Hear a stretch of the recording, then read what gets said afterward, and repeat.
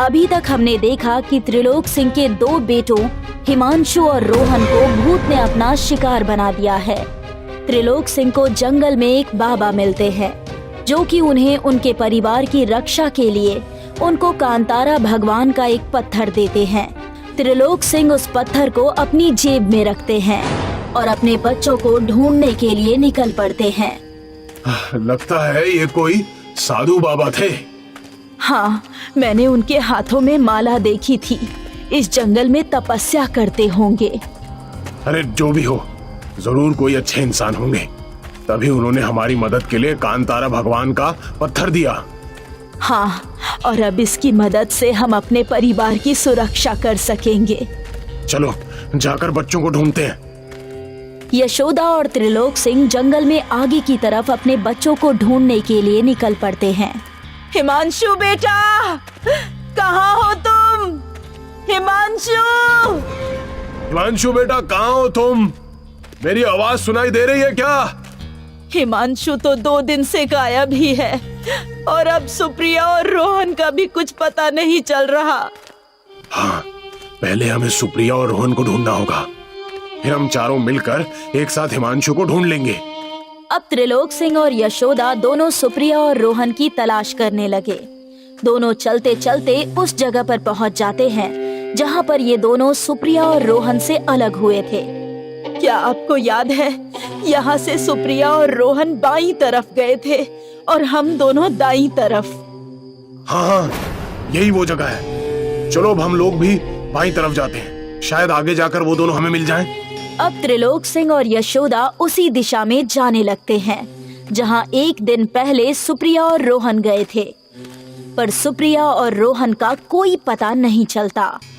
ये देखिए, यहाँ पर एक तालाब है।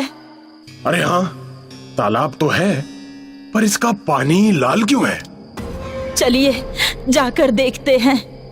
यशोदा और त्रिलोक सिंह तालाब के नजदीक पहुँचते हैं जहां उन्हें रोहन के कपड़े और उसके जूते दिखाई देते हैं।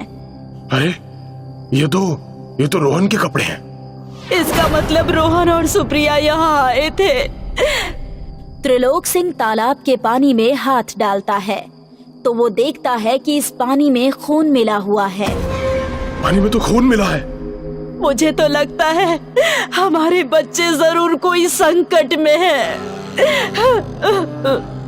जल्दी उन्हें ढूंढना होगा। अब त्रिलोक सिंह और यशोदा आगे की तरफ भागते हैं। सुप्रिया बेटा, कहाँ हो तुम? रोहन बेटा, कहाँ हो तुम? हम लोग यहाँ हैं। तभी इन दोनों को दूर से सुप्रिया के चिल्लाने की आवाज आती है।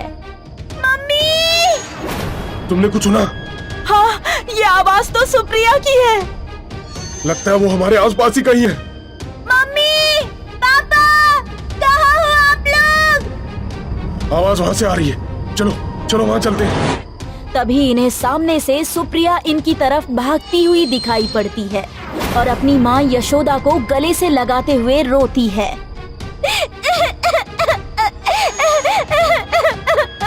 रो मत बेटा, अब हम आ गए हैं ना। मम्मी, रोहन, वो रोहन। बेटा क्या हुआ रोहन को? पापा, रोहन को भूत ने मार डाला। क्या? ये सब कैसे हुआ?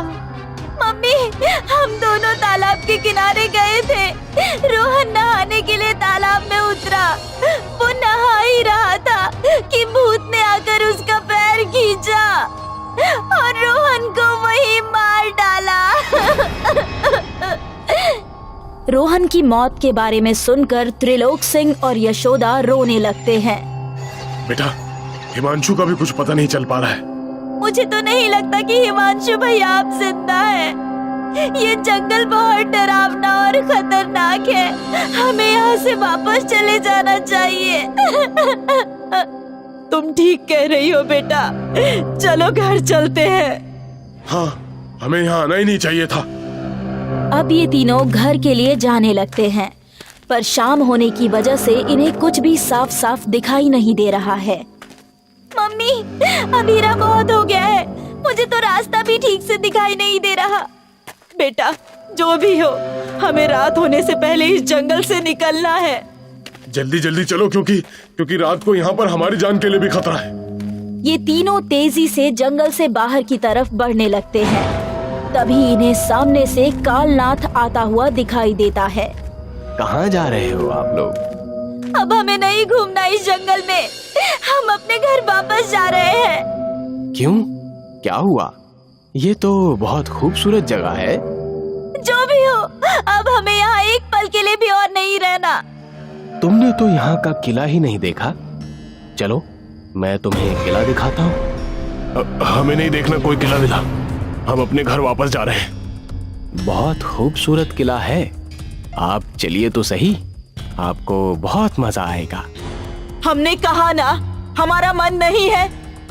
आप हमें घर जाने दीजिए, हमें अपने घर वापस जाना है। चलो बेटा, तुम्हें तो देखना था ना किला। कालनाथ सुप्रिया का हाथ पकड़ लेता है। अब तो तुम्हें चलना ही पड़ेगा। छोड़ो मेरा हाथ, हमारी मर्जी, हमें नहीं देखना कोई किला विला।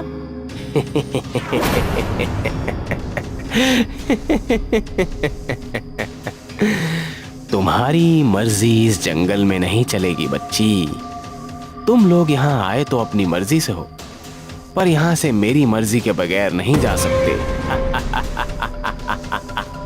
कालनाथ की हंसी बहुत डरावनी सी लग रही है।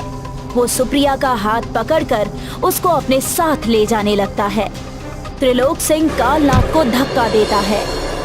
तूने मुझे धक्का दिया, अब मैं तुझे नहीं छोड़ूंगा। कालनाथ का शरीर इंसान से भूत में बदलने लगता है, जिसे देखकर सुप्रिया, त्रिलोक सिंह और यशोदा तीनों डर जाते हैं। कौन हो तुम? मैं ही तो हूँ, इस जंगल का भूत। पर तुम तो गाइड थे ना। कहाँ गए ना तुम लोग भी धोखा। ये सब मेरा प्लान था ताकि मैं आसानी से एक एक करके तुम लोगों को खत्म कर सकूं। इसका मतलब तुमने मेरे बच्चों को मार डाला? हाँ, तुम्हारे दोनों बेटों को मैंने ही मारा, और अब मैं तुम्हें भी खत्म कर दूंगा। कालनाथ का भूत जैसे ही इनको नुकसान पहुंचाने की कोशिश करता है, तभी त्रिलोक सिंह अपनी जेब से कांतारा भगवान का पत्थर निकाल लेता है और इस पत्थर की शक्ति से त्रिलोक सिंह कांतारा भगवान में बदल जाता है। कांतारा भगवान बने त्रिलोक सिंह की आंखों से तेज रोशनी निकलती है और कालनाथ भूत का शरीर जलने लगता है। अरे नहीं, नहीं, मुझे मत जलाओ, मुझे छोड़ दो। पर वो रोशनी लगातार निकलती जाती है और देखते ही देखते भूत का सारा शरीर जलकर खत्म हो जाता है। भूत के खत्म होने पर कांतारा भगवान चले जाते हैं और त्रिलोक सिंह वापस अपने पुराने रूप में आ जाते हैं। अब त्रिलोक सिंह, यशोदा और सुप्रिया अपने घर की तरफ निकल पड़ते हैं।